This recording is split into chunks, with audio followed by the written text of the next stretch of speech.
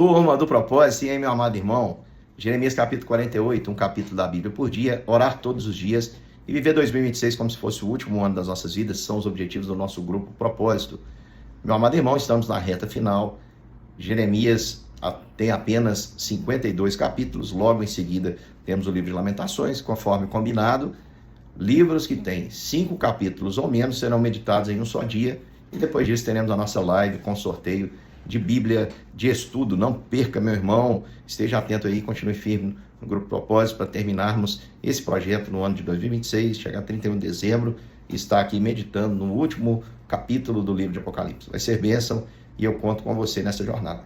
Vamos lá, aqui, capítulo de número 48, nós temos o profeta mais uma vez se direcionando às nações. Não mais o foco é Judá, ele fala no capítulo 46 contra o Egito, 47, ele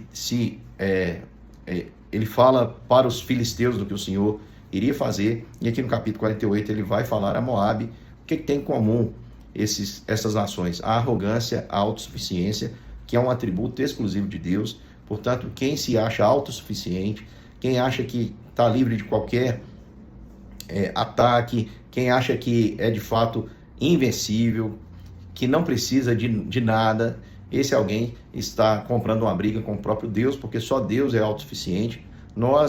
A nossa natureza nos mostra que nós somos imperfeitos, falhos, e nenhuma das coisas que construímos com as nossas mãos podem nos salvar, podem nos dar segurança absoluta. Segurança absoluta nós só podemos ter em Deus, e Ele deseja que todo ser humano aprenda isso, que é só nele que nós podemos estar perfeitamente seguros. E o que acontecia com Moabe? Moabe não era apenas vizinho, eram parentes do povo de Deus, eles eram descendentes de Ló. E Moabe, ele acreditava que o dinheiro que eles possuíam, que era fruto da idolatria deles ao deus Quemos, trariam para eles toda a segurança, era um povo próspero. Mas o Senhor vem dizer no versículo 7 que o Quemos, que na mente dos moabitas havia trazido prosperidade, não os livraria do cativeiro, e ele mesmo seria levado com eles a cativeiro, mostrando que tão inútil quanto o ídolo é o clamor, é a idolatria dedicada a esse ídolo que não pode salvar, e para provar isso ele mesmo seria levado cativo juntamente com os prisioneiros aí de Moabe. Então, irmãos, muitas vezes nós confiamos no que temos, nós construímos alguma coisa que geralmente nos traz um conforto, e esse conforto pode ser o maior inimigo das nossas vidas. Todos nós, seres humanos, precisamos passar por certa dose de sofrimento para nos tornarmos mais robustos. Quando nós não sofremos, acontece algumas coisas na nossa vida que nós precisamos tomar cuidado. Nós podemos nos tornar insensíveis, porque nunca passamos por aquilo, então não conseguimos compreender a dor do outro, então estamos sempre desprezando o que acontece com as outras pessoas. Podemos ser tomados por arrogância, que aconteceu com Moabe, de achar que de alguma forma ela era uma nação melhor do que a do povo de Deus, porque afinal de contas, como diz o versículo 11, ele é comparado como um vinho que não foi trocado de vasilha. Eles poderiam pensar o seguinte: nós não somos o povo de Deus, somos apenas parentes tortos, vamos dizer assim, mas nós nunca fomos retirados da nossa terra, enquanto o povo do norte, que era o reino de Israel, já nem existia mais, e o povo de Judá havia sido levado cativo aí pelos babilônicos. Mas o Senhor está dizendo que essa comodidade de Moabe ia acabar. Então, irmãos, o Senhor muitas vezes nos move do nosso lugar de conforto para o nosso crescimento. Aliás, eu quero dizer isso para você, meu irmão: o seu conforto te impede de crescer. Em quase tudo na sua vida. Por exemplo, se você quer emagrecer, você precisa sair da sua zona de conforto, fazer um esforço. Se você quer aprender, você tem que sair da sua zona de conforto e se debruçar sobre livros, ler mais, procurar estudar, aprender mais, se dedicar, praticar. Então, o conforto, ele é um inimigo do nosso crescimento.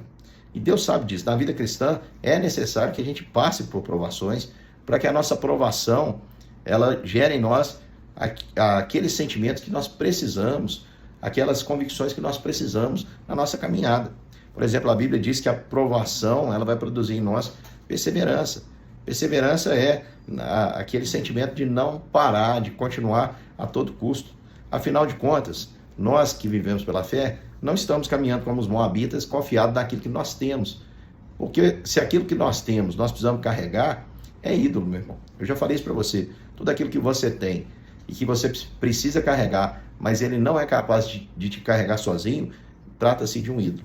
Agora, quando o Senhor quebra os ídolos do nosso coração e nos deixa apenas com Ele, diante dEle, para aprendermos a confiar e nos entregarmos a Ele absolutamente, então, meu irmão, nós estamos no caminho do crescimento espiritual, ainda que isso signifique sair da zona de conforto.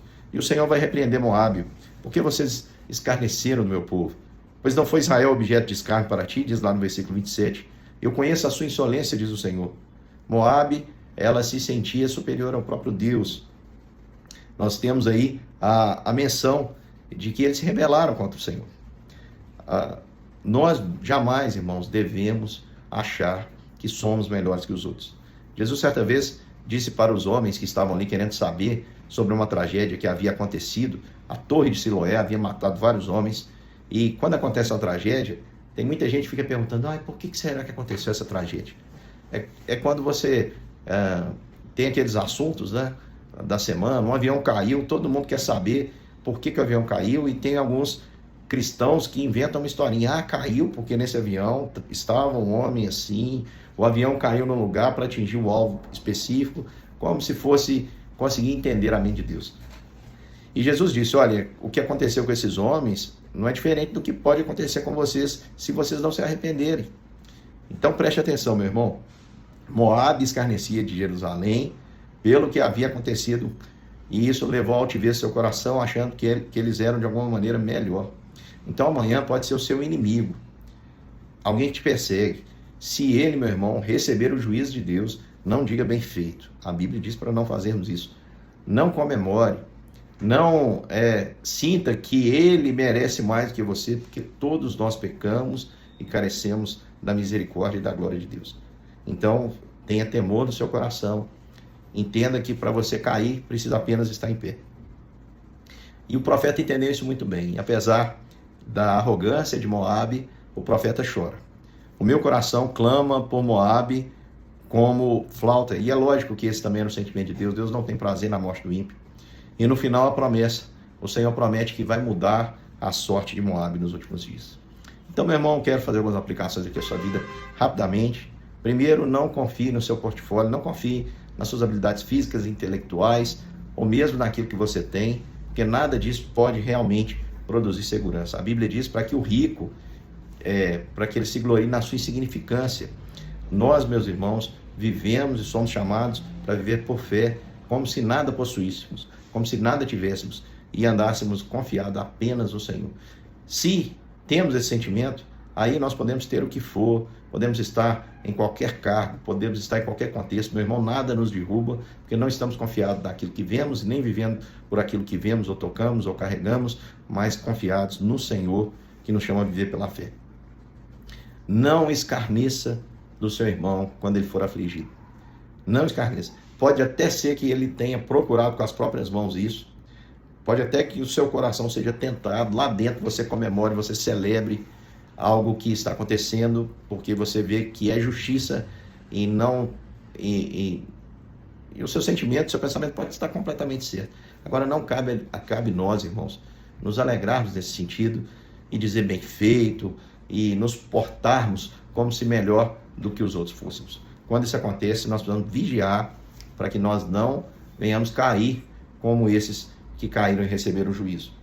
Então, vigie o seu comportamento e a sua língua no dia da aflição do seu próximo ou até mesmo do seu inimigo. Deus te abençoe, meu irmão, e até daqui a pouquinho para mais um capítulo das Escrituras.